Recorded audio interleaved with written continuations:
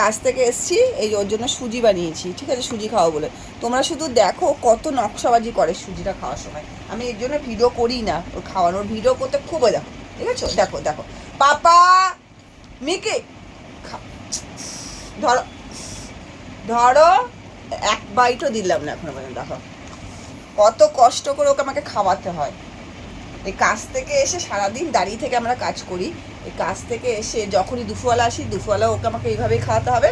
আর এই এখন আসলাম, এখন এসে ওকে সুজিটা খাওয়াচ্ছি, সুজিটাকে ওকে এইভাবেই খাওয়াতে হবে।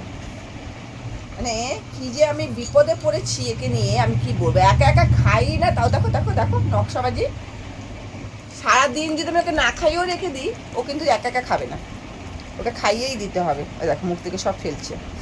পাপা দুধ তুমি হচ্ছে কিন্তু খুব খুব দুধ তুমি হচ্ছে।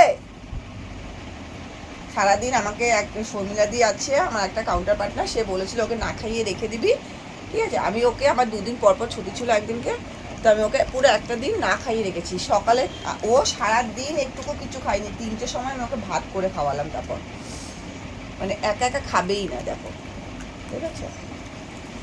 তোমরা একটু ওকে, মানে কি বলবো, তোমরা তোমাদের মানে কেউ যদি জানো যে কীভাবে কি দিলে ওরা একা একা খাবে, আমাকে প্লিজ একটু বলো।